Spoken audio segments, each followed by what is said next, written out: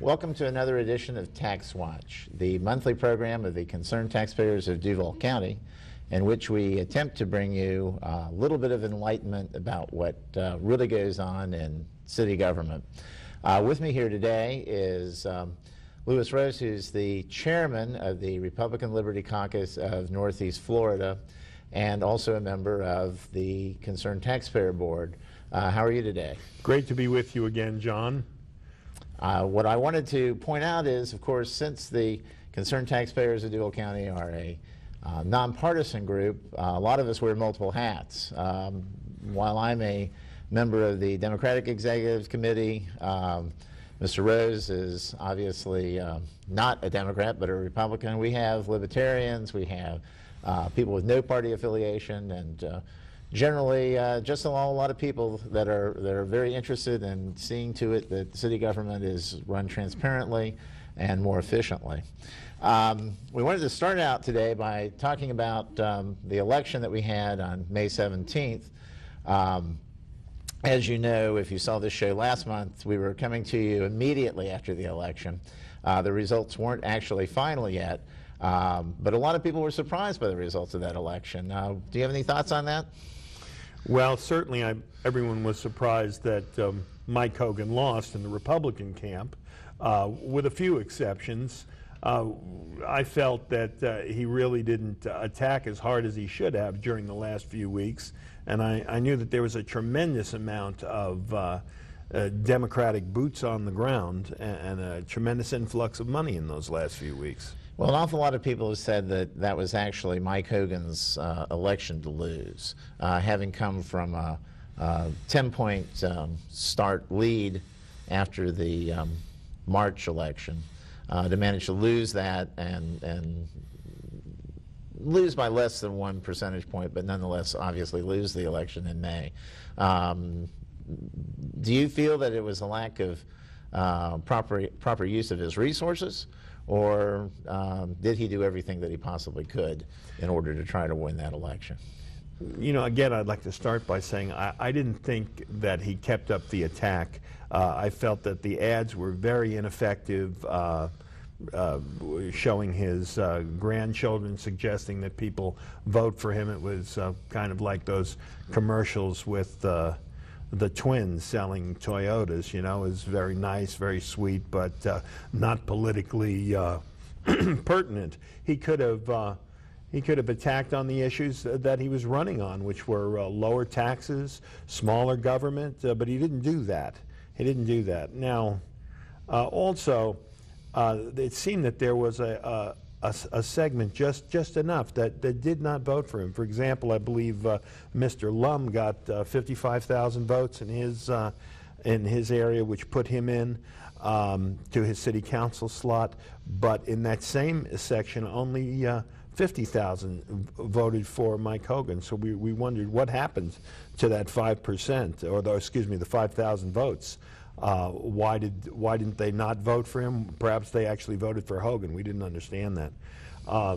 Finally, I think that the Republican Party of Florida and the Republican National Committee should have noticed that the Democrats were seeming to make this a litmus test for the presidential election. It's my understanding that over $250,000 of Democratic money was put into the campaign in the last few weeks to put boots on the ground. Certainly everywhere my people were walking, they saw Democratic operatives handing out literature in areas that we traditionally didn't see Democratic workers working, and so we wondered where they all came from. In contrast, the Republican Party of Florida and the Republican Party of Duval County only put in together about $80,000, which is a large amount for a mayoral election in Jacksonville, but not enough, it seems, to beat the Democrats this time. Well, and one thing that I think we all are concerned about is the fact that 62% of the registered voters didn't bother to vote in this election. That it was, once again, unlike the 2008 election, fairly low turnout. countywide. And we'll be talking more about that later. All right. Now, one of the things that has happened in the last month since the election is that Mayor Payton, after having taken a very low profile during the 6 months of the campaign season, is suddenly back in action again with a flurry of bills that have come through that are presently pending in City Council. We have a bill to create a intermodal transportation hub for the JTA out of the convention center, which of course would leave us with no convention center, thus falling into the proposed new Downtown Development Authority's proposal to study and create another downtown convention center several blocks away from the present. That's under the Spark plan. Yes, yes. The not to build an actually build a larger convention center, but just another convention center that, like this one, would be undersized and presumably also underutilized. We have the Everbank, what's the right word to use for it? Transfer to downtown. There's a proposal that came through the JDC that has been approved by committees in the City Council to give several $1 million to Everbank in order to help them finance a move from Riverside Avenue and Suburbia into downtown Jacksonville. Also to subsidize another parking garage. The interesting thing about the Everbank deal is that the amount of money is approximately the same as that they have spent on the naming rights bill. For the stadium. Now, the convention center also would move the Greyhound bus station, which, interestingly enough, is presently located next to the most likely building where the Everbank consolidation would occur. We also have a very large pension reform bill that is pending before City Council. It is supposedly would save as much as $1 billion over the next couple of decades, but unfortunately the City Council auditor has not had sufficient opportunity or data to interpret whether or not the bill will in fact save any money whatsoever. We have a City Council president who is saying, don't let the perfect be the enemy of the good, but he's not giving enough information to the City Council's auditor so that we can determine whether this bill is any good. So all of this is happening here in the waning days of the Payton administration while we wait for the Brown administration to ramp up its transition team. But at this point, as we're coming to you at the end of June, there doesn't seem to be much of a transition team. Have you observed that?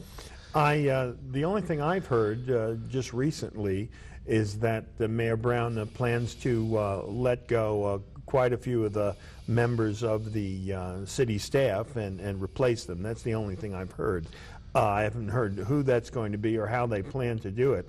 But it seems that there's this tremendous rush of bills at the end of the session. It's almost as if the outgoing mayor and the incoming mayor are working together as a team to get this in without having the resulting furor fall upon the new mayor. Now, just to talk about Mr. Payton for a while, it's my opinion, and of course it might be a biased opinion since I'm far on the right, that the majority of Republican voters in Jacksonville are very, very conservative and don't favor government spending and corporate welfare. And John Payton ran on that position when he was elected, that he was a small government man, he wasn't going to raise taxes, and then he just turned and never looked back. Now, in a democratic republic, constitutional republic, there's room for all views. There's room for the Democrats, there's room for the Republicans, and we can take strong positions on either side and work out a compromise, and that's what our country's about. But the time is coming where it's absolutely unexcusable for someone to run on one position and then completely turn from that position and become a different person. It's just beyond the pale, and frankly, it's beyond politics. It really starts to rush over into a different type of social interaction when people just blatantly misrepresent themselves the way Mayor Payton has. So we're interested to see now what the new city council is going to do. We were certainly happy to see Jack Webb removed. We focused in the Republican Liberty Caucus on campaigning for Matt Schellenberg to unseat Mr. Webb, and was delighted when we were able to do that. We were just happy to see an honest man like Clay Yarborough be returned to office, a man who's not trying to enrich himself at the public's expense, and who does what he says. But frankly, we think it's going to be 4 more years of tax on bill. Well, we certainly have a promise that's very similar to Gary Payton's initial promise, that there would be no new taxes on his watch, a promise that he later said only applied to his first term. We certainly have an even stronger embodiment of that in incoming Mayor Brown's statement that he would not raise any taxes or fees during his administration. Granted, we will see in the next 3 months as we put together a budget whether or not that promise actually is going to be fulfilled. Now, I wanted to go ahead and mention a couple of things that the concerned taxpayers have done lately. We presently are a plaintiff in a bill, in a lawsuit rather, that has been filed against the city police and firefighters pension fund. This involves the 2001 30-year commitment to certain pension provisions that we feel, as does our board member Curtis Lee, who is the other plaintiff in the bill, we feel violates certain state laws that require that there can be no more than a 3-year commitment in a bargaining agreement with any union, with any state union. Nothing has really happened with that bill other than the fact that the General Counsel's office referred to it as being extraordinary or remarkable. That's not really a response at this point, but we'll keep you advised of that as we go along. The point being that the concerned taxpayers are very interested in being proactive in seeing to it that things that have gone on in the city that we view as having been inappropriate, even if they're bills that were passed 10 years ago, need to be addressed, and where they're addressing it. Now, you wanted to talk, obviously, about the Republican Liberty Caucus, which the concerned taxpayers clearly have certain views that are very similar to Republican Liberty Caucus views, but again, you are a partisan organization, this versus our being nonpartisan. But some of the things that you wanted to talk about, including precinct organization, I think are applicable to all kinds of groups. Whether you agree with the principles of the Republican Liberty Caucus or not. Surely. You know, before I do, I want to say that I'm a member of concerned taxpayers of Duval County, specifically because of their partisan approach to problems, their inclusiveness, and because of their professionalism in approaching these problems. The voter guide that was recently put out was exceptionally nonpartisan, dealing strictly with how people had voted and showing that to the public in a way that was easily verifiable. And it was just a wonderful effort for the community to help inform the voter. And lawsuits such as these, which are based always, of course, on fact and not opinion, again, are a wonderful way for citizens to become involved and impact the community. It's amazing how such a small group as concerned taxpayers, because of their intellectual and professional clout, are able to be such a great force for good. And I'm proud to be a member of it. But yes, I have been elected chairman of the Republican Liberty Caucus of Duval County. The Republican Liberty Caucus is a nationwide organization that likes to call itself the conscience of the Republican Party. We focus on Republican values as opposed to Republican candidates. Just the word liberty, which appears so many places in our documents. Of course, if you pick up a Washington Quarter, you're going to see the word liberty on it. In our Pledge of Allegiance, they mention the word liberty. And just to talk about that for a moment, liberty is, in my opinion, the ability to do what I want, when I want, without interference, so that good may be accomplished. We have the liberty to do good things. We have the liberty to do that which is our right, and our right is to do that which is right. To do that which is wrong is license, not liberty. That's why you hear people use the word licentious when talking about people that text pictures of themselves on Twitter or Facebook, or engage in other behavior which is generally socially inexcusable. It also means the ability to do that which is not your right. So we get a license to drive, or we get a license to fish. So we're here at the Republican Liberty Caucus to try and move the agenda towards having people have their liberty. This is why we founded the country, is to promote liberty. Now, the opposite of liberty is slavery. I would say that liberty comes with adversity. You have the right to have a business, start one up. You also have the right to fail miserably and not be bailed out by the government. You have the right of free speech. You also have the right to anger people by your free speech and be chased off the podium occasionally. On the other hand, slavery normally comes with free clothing, free food, free housing, free health care, and a collar around your throat.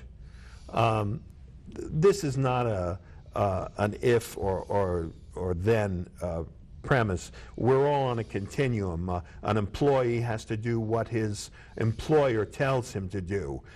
He becomes a wage slave, in effect. An entrepreneur, someone who gets up in the morning not knowing where their next customer is coming from, has more liberty than an employee. So you place yourself on that continuum. And in the Republican Liberty Caucus, we are trying to move the agenda to smaller government with lower taxes, fewer programs, and at the same time, that puts the onus on the citizen to look to themselves and to make their own decisions, to be forced, in a sense, to be creative, necessity being the mother of invention. And we feel that's what has made this country great. To talk about precinct organization. We passed 4 objectives recently at one of our meetings, and one of them is to deliver voters to the polls. Now, there are, in my opinion, 3 ways that elections and that a political society is maintained. One is with money, and we see that, of course, in every one of our elections. It's always a news item as to how much money the campaign has spent. And you would think that being a good Democrat or being a good Republican, if I write a check for $100,000, I hope someday I may be able to do such a thing, into a political party, that I'm going to say, yes, this is for the party, for party principles and for the party ideals, and I'm glad to do it. But normally when someone writes that type of a check, they assume they're going to get something for it. When they write a check to a campaign, whether the campaign says so or not, that person who writes it expects that they're going to get something for it, if only access to be able to convince a legislator to vote their way. The next thing you can do to control the political scene is you can use violence. And right now we see in Belfast, the Catholics and the Protestants are fighting again in the streets. And we see in Greece that there are riots in the streets because of the austerity measures. And all over the world every day, you can, if you watch a news program that covers something besides the local temperature, you'll see that there is armed conflict for political reasons going on.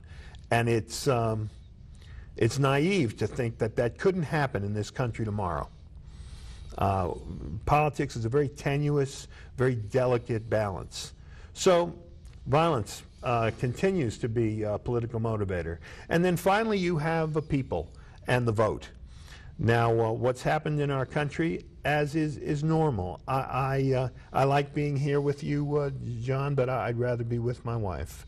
I go out to political meetings, but I'd rather be at home practicing the guitar or writing poetry. And most people just want to stay home and live their lives and have enough money to pursue their own interests. And that's what they do, thinking that our government and our political system is going to be operated in an equitable manner. But over time, these things tend to become corrupt. And I would say to you that our system, like any other system, becomes corrupt the longer people are left to their own designs. It was our founders knew that people in politics usually care about what they want rather than what their constituents want, and are apt to do anything they can to advance their own agendas and political power and riches. And that's why we have a constitution and a political system. What is it based on? It's based on the idea that the individual voter is going to speak to their political representatives. We don't have leadership in this country. I don't believe in leadership. We have representatives. Our congressmen are our representatives, and that means that all of us should continually be communicating with our congressmen and our city councilmen and all our elected officials.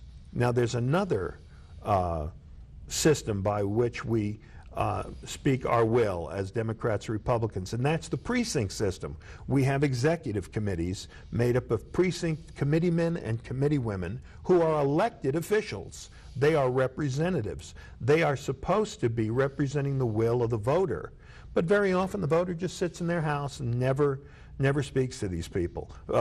Frequently the precinct committeeman position goes begging, and you can't get anyone to fill it. So in the Liberty Caucus now, we are starting on a precinct committeeman drive and on a block captain drive. Nothing is more powerful than a block captain who is able to bring her 12 voters to the polls on election day. If you can guarantee that you're talking to your voters on your block, you can call a city councilman and have your call go through, because they know that you're actually doing something. So we're going to be starting that to try and organize the individual blocks, to start informing the precinct committeemen and women in all parties as to what their will is. And it's my opinion that on the street, on the block, that we do not have many differences as Democrats and Republicans, that there are many issues that we agree upon, and that we can live in harmony and work together to resolve those other ones where we may differ. Well, what about the implicit criticism that would come up from those who are familiar with and remember, even today, say Chicago machine politics, where block captains and precinct men and precinct women do have the kind of influence that you're talking about, but who may be institutionally corrupt by the system having been in existence for such a long time. Again, and I agree with you, and this is what I am describing to you is Chicago politics without the payoffs and without the dead bodies. Absolutely. It is the best system that we have. And yes, it can become corrupt where you have, again, payoffs and political pressure. But, Paul Revere was a precinct committeeman. He rode through the streets informing his neighbors of what the danger was. If the neighbors, see, we're taught to obey. We're taught in school to obey. We're taught in church to obey. And, we have to understand our position. Everyone has a place in life. Two great institutions that have been formed have been the church and have been the family. And in both of them, there's a hierarchy. But we have another institution called the government, and there everyone is equal. If people focus that they're not going to be told what to do by anyone, that they are going to speak, that they are going to come together and use parliamentary means to have their opinions sent upward and not take orders coming down, then you can fight that type of corruption. What we have today is just we're expected to do what we're told, and that's got to stop, because it's only in having a large group of people put their input in and help make the decisions that we can help to get out of the mess we're in. So basically what you're saying is that we can start to overcome some of this voter apathy, that the system already exists for the implementation of voter interests, and that's through the precinct system. Once people on the block understand that they have power, that they can speak their voice, and that people have to listen, we can get voter turnout to skyrocket. Okay. Now, as we're wrapping up the program, I know that I wanted to say a few words about the Concerned Taxpayers of Duval County. Our website, which is www.jackstaxpayers.org, is always available. We have monthly board meetings. They are meetings of the board of directors, but ordinarily anyone is free to attend unless we're having a discussion of something like getting into a lawsuit where we might go into executive session. And that's the location and time for those is also listed on our website. And in the last few minutes that we've got, I know that you wanted to issue an appeal yourself. John, as membership chairman for the Concerned Taxpayers of Duval County, what I'd like to say is that if you're interested in any way, shape, or form, we'd like to see you. But specifically, if you're an attorney, if you're a certified public accountant, if you're a former city employee, perhaps retired, and you would like to make a contribution to analyze and to uncover the processes in city government and show them to the people, we desperately need your help and would welcome you with open arms. And please contact us at the website, and we will definitely get back with you immediately. Thank you. All right. Now, that isn't to say, however, that membership isn't open to everyone. Absolutely. It's only $10 a year. And again, you can join online or by downloading a form online and mailing that to us.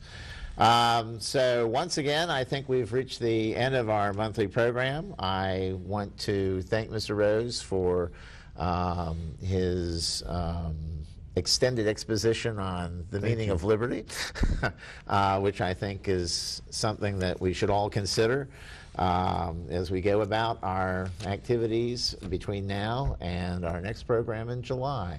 Thank you again. Thanks, John. And sayonara, America.